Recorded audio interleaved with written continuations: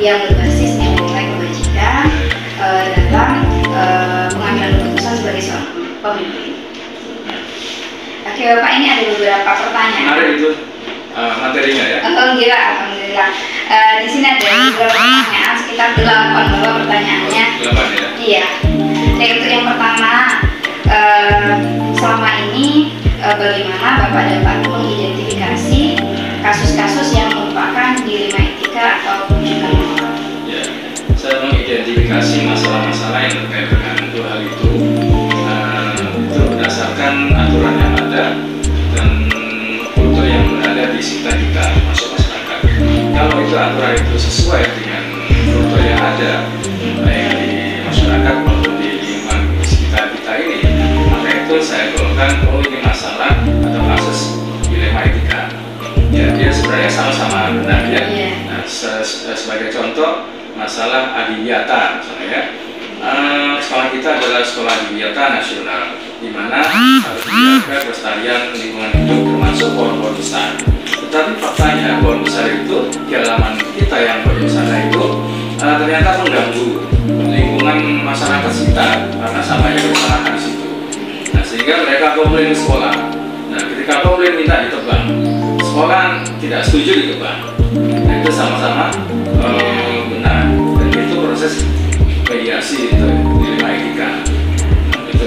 Yang kedua, kalau rujukan moral, kita sudah punya aturan, tetapi masyarakat kurang memahami, ya, atau bisa memahami tapi ketika itu berbenturan dengan anaknya, maka orang tua itu merasa bahwa aturan ini tidak tepat.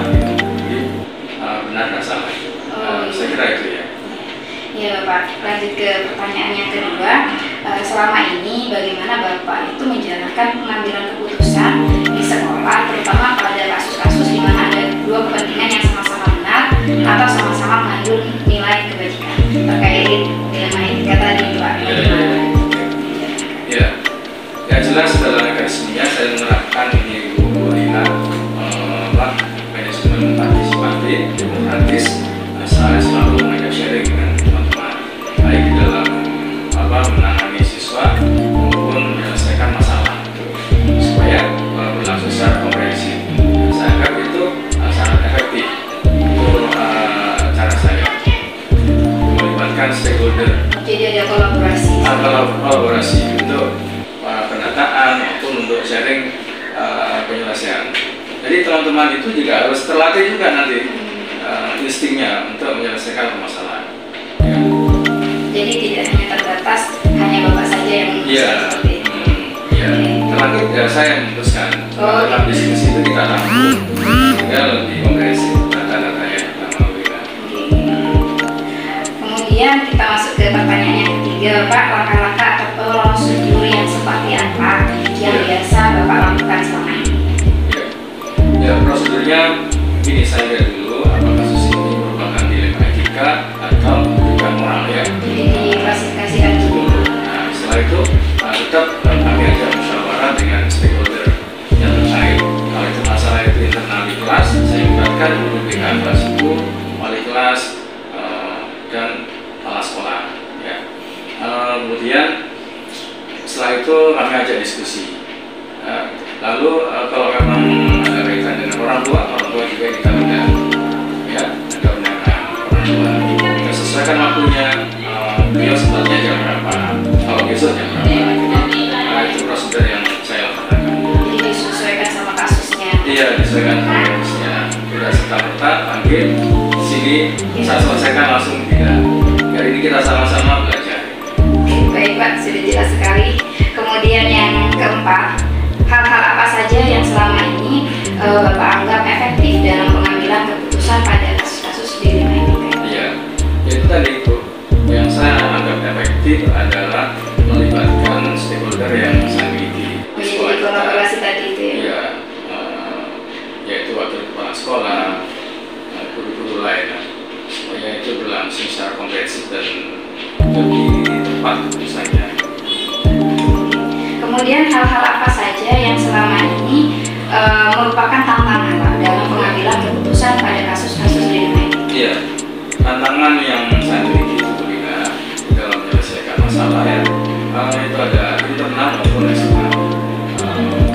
masalah internal, kita di sini memiliki banyak personal ya, guru yang sudah total 50-an itu punya karakteristik yang berbeda, sehingga di dalam memutuskan itu juga berdasarkan karakteristik masing-masing. Wah sudah ini Pak, ini kalau nggak bisa yang kita keluarkan misalnya gitu. Kita harus kasih poin, tidak naik kelas misalnya begitu. Panggil orang tua macam-macam ya. Nah, tapi ada juga yang berpikir lebih komprehensif. Tapi tidak apa-apa, itu kekayaan kita. Tantangannya begitu. Jadi tantangannya itu perbedaan. Nah, perbedaan karakteristik maupun perbedaan ide. Tapi itu saya harus jeli ya, tidak bisa menyalahkan. Tapi bagaimana keputusan itu kita harus tahu backgroundnya, kita harus tahu latar belakang anak itu ya, sehingga keputusannya bisa lebih tepat. Termasuk dengan orang tua ya, yang eksternal itu kebanyakan komite, mungkin pejabat yang di luar ya, itu kita juga harus memahami karena mereka kan tidak maksimal pemahamannya ya. Nah, kalau berbenturan dengan lingkungan mereka atau anak mereka, ya saya di sekolah yang disalahkan. Kita cari solusi bersama, itu dulu lah. Terima kasih Bapak. Kemudian apakah Bapak memiliki sebuah jadwal tertentu dalam sebuah penyelesaian kasus dilema etika? Apa Bapak langsung menyelesaikan di tempat atau memiliki jadwal untuk menyelesaikannya? Begina, kasus itu sekarang mengalir itu kan tidak serta-merta kasus kecil saja atau besar saja, karena itu kasus sederhana ya, kemudian kasus besar, kasus itu yang lebih luas. Nah, ketika kasus itu sederhana kita selesaikan segera, kalau memang itu memang bisa diselesaikan segera. Kemudian kalau memang perlu penjadwalan terkait dengan pejabat semacamnya, itu bisa juga kita cari schedule yang pas bahwa beliau misalnya kapan misalnya itu. Lalu kalau memang itu orang tua murid ya tidak harus hari itu, dan mungkin besok atau lusa dan sebagainya. Jadi kita fleksibel. Jadi ada skala prioritasnya, ya. Ada juga dilihat dari permasalahannya itu sendiri, siapa saja yang terkait seperti itu. Supaya terjadi penyelesaian yang efektif dan efisien. Baik, ini adalah dua pertanyaan terakhir Bapak. Adakah seseorang atau pihak-pihak terkait faktor-faktor apa saja yang selama ini mempermudah atau membantu Bapak dalam pengambilan keputusan pada kasus-kasus dilema etika?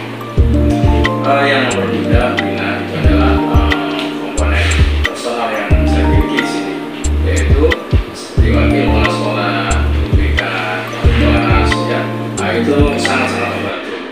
Itu harus kita komunikasi efektif dengan beliau-beliau itu. Lalu faktor-faktor apa? Ya faktor-faktor kenyamanan, profesionalisme teman-teman saya itu sangat berpengaruh dalam menyelesaikan. Dan saya yakin karena saya memiliki orang-orang yang hebat di sini. Kemudian dari apa yang sudah kita bicarakan dari awal tadi sampai saat ini, yang sudah disampaikan oleh Bapak sebelumnya, pembelajaran apa yang dapat Bapak petik dari pengalaman saat mengambil keputusan dilema etika itu? Ya, betul Lina pertanyaannya. Jadi ketika saya berhadapan dengan kedua jenis permasalahan itu saya harus banyak belajar, tidak hanya menyelesaikannya, tapi saya belajar untuk berkomunikasi dengan pihak-pihak terkait, termasuk yang berkasus ya.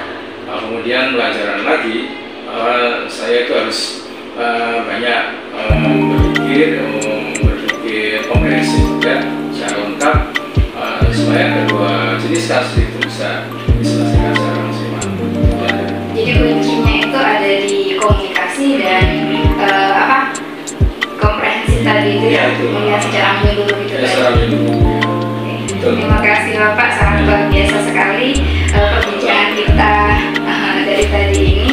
Banyak hal yang bisa saya pelajari dari apa yang sudah Bapak sampaikan, sehingga bisa menambah wawasan dan literasi saya tentang bagaimana cara mengambil keputusan sebagai seorang pemimpin. Oh iya, selamat, semoga jadi pemimpin.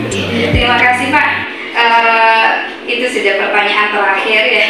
Jadi saya juga sangat berterima kasih kepada Bapak karena sudah bisa meluangkan waktunya dan berbagi ilmu kepada saya. Kita sama-sama belajar ya. Selamat sukses.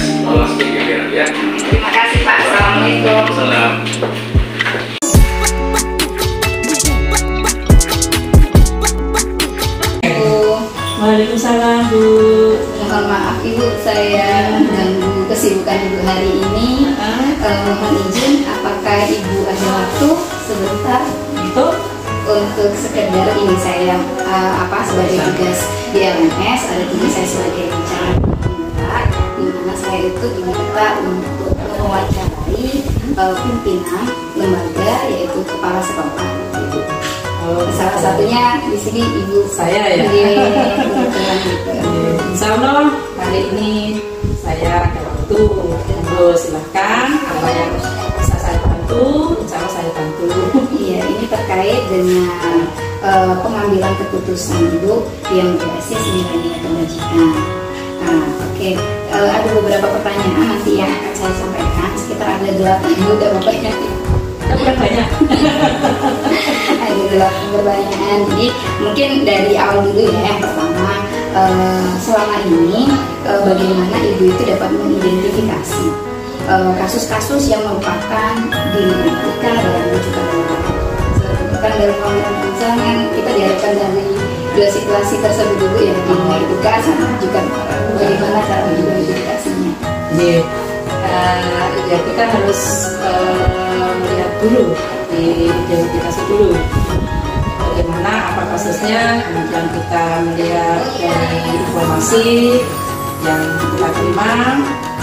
Kalau nanti kasusnya ini sama-sama benar, begitu ya, sama-sama benar, itu berarti saya memasukkannya ke dilema etika. Memang sebenarnya dulu saya harus tahu kan dilema etika itu bagaimana. Itu kemudian kalau kasusnya ini satu pihak benar, tapi yang satu pihak mengajak ke hal yang kurang benar, salah, itu saya masukkan ke rujukan moral gitu ya, maksudnya di situ. Baik Ibu, kemudian bagaimana cara Ibu menjalankan pengambilan keputusan di sekolah, terutama untuk kasus-kasus di mana ada dua kepentingan yang sama-sama benar dan sama-sama mengandung nilai kebajikan terkait sama dilema etika tadi itu Ibu. Ya, identifikasi masalah dulu. Yang kedua menerima informasi. Kemudian kami mengambil keputusannya otomatis tidak keluar dari tatanan atau aturan yang sudah ada di lembaga atau tata tertib dan sebagainya yang ada di lembaga ini ataupun peraturan yang harus kita laksanakan.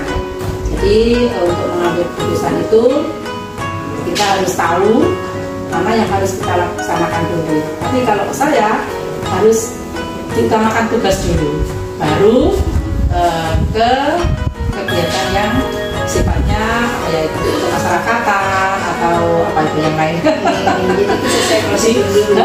Sesuai prosedur dulu. Tapi itu pun juga ini Bu, tidak harus selalu begitu, tidak. Jadi mungkin bisa dilihat mana yang sangat urgent. Jadi dari skala prioritas. Iya, dari skala prioritas. Oke, kemudian di sini langkah-langkah atau prosedur seperti apa yang biasa dilakukan? Apakah sama seperti yang tadi itu? Tadi kan sudah ada. Oh, jadi sama seperti itu sudah dibilang ya. Identifikasi, identifikasi, menerima informasi, terus mungkin kita merencanakan solusinya bagaimana. Kalau sudah ketemu itu, mungkin kita meminta pendapat dari teman sejawat atau teman yang senior. Kalau saya, kemudian kalau kasusnya ini agak berat lagi, ya kita pastinya tidak meninggalkan yang mendampingi kita sebagai yang komite kita. Kemudian mungkin juga bisa meminta arahan dari pengawas kita. Gitu.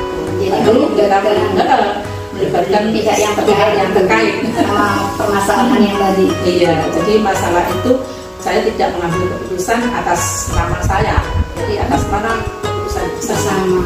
Oke, terima kasih Ibu. Kemudian ini untuk yang keempat, hal-hal apa saja yang selama ini Ibu anggap efektif dalam pengambilan keputusan pada kasus-kasus dilema etika? Benar sama benar ya. Biasanya hal-hal apa yang dianggap efektif? Apakah yang sudah selama ini dijalankan? Saya kira iya, yang sudah saya jalankan itu mungkin efektif juga, mungkin selama ini nggak ada masalah. Nggak ada masalah ya dari apa yang sudah dilakukan sebelumnya seperti itu. Baik Ibu, kita masuk pada pertanyaan yang kelima, ini masih baru separuh ya. hal-hal apa saja yang selama ini merupakan tantangan yang menjadi tantangan dalam pengambilan keputusan pada kasus-kasus dilema etika. Jadi selama Ibu mengambil keputusan pada kasus dilema etika itu yang menjadi tantangan itu apa? Berarti kalau sama-sama kan dilema ini kan sama-sama benar ya? Nah ini yang menjadi dilema. Benar-benar dilema sama-sama ini sama-sama harus kita lakukan bersama, ini yang sangat berat. Tapi dengan adanya itu kami bermusyawarah kan otomatis dengan teman-teman yang saya ajak musyawarah lagi, tetap mengutamakan yang berdinasan dulu. Jadi sebenarnya dari keputusan yang diambil itu pasti menimbulkan pro sama kontra seperti itu. Tapi yang tetap dari sekolah itu juga pasti mendahulukan kepentingan bersama. Oke. Kemudian di sini apakah Ibu memiliki sebuah jadwal khusus dalam penyelesaian kasus dilema etika? Kalau jadwal insya Allah saya tidak punya gitu. Oh, jadi langsung ditangani begitu?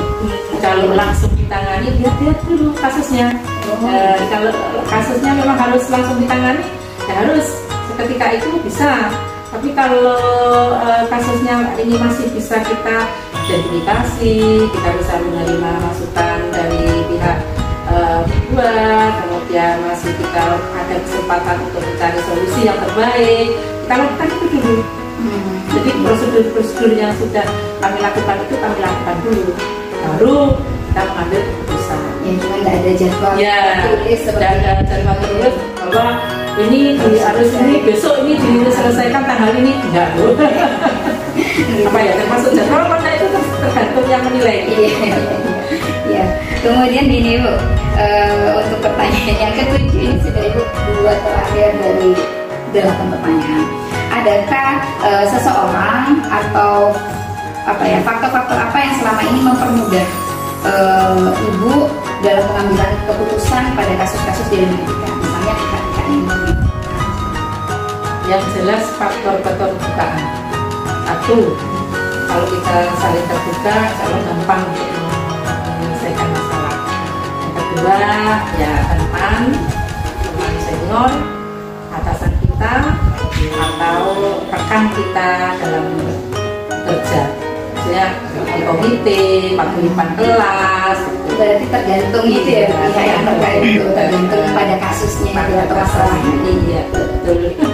Banyak sekali ilmu yang saya dapatkan. Tapi yang terakhir sudah Ibu ya, dari semua hal yang sudah Ibu sampaikan tadi, pembelajaran apa yang dapat Ibu petik dari pengalaman Ibu dalam mengambil keputusan dilema etika itu? Mengambil suatu keputusan itu jangan tergesa-gesa dan harus mengendalikan emosi. Emosi harus dikendalikan dulu. Kalau kita mendahulukan emosi, keputusan tidak akan membuahkan hasil yang terbaik. Gitu. Nah, kemudian kalau jadi seorang pemimpin, jadilah seorang pemimpin yang bisa merasakan merangkul semua stakeholder yang ada di lingkungannya, sehingga beliau-beliau itu merasa bukan pimpinan, jadi merasa teman, tapi hanya saja mempunyai kewenangan untuk menyuruh atau meminta tolong ya gitu. Jadi semua teman itu kita ajak bekerja sama. Itu pengalaman saya yang saya laksanakan selama ini, sehingga mengambil keputusan pun kami tidak hanya saya satu pihak, dari saya tidak, saya pasti melibatkan yang lain bagaimana solusinya. Walaupun nanti yang ngomong bukan saya kan, yang menjadi istilahnya dituakan atau kan gitu. Yang ketok palu. Iya, yang ketok palu, hakimnya istilahnya. Tapi keputusan itu insya Allah kita limpahkan ke semua pihak terkait. Terima kasih sekali Ibu, banyak sekali ilmu baru yang sudah Ibu berikan sama saya sebagai wawasan saya nantinya bagaimana cara mengambil keputusan yang berbasis nilai-nilai kebajikan, terutama pada kasus-kasus dilema etika yang agak sulit itu sebenarnya ya, karena kita dihadapkan pada situasi benar sama benar kan seperti itu. Ya, terima kasih Bu atas waktunya. Saya mohon pamit terlebih dahulu ya. Terima kasih juga sudah mau ke sekolah kami, dan kami mohon maaf apabila dalam saya menyampaikan keinginan penjenengan kurang puas apa jawaban saya. Insya Allah mohon dimaklumi karena sedalam yang bisa saya sampaikan. Ibu saya pamit dulu. Waalaikumsalam.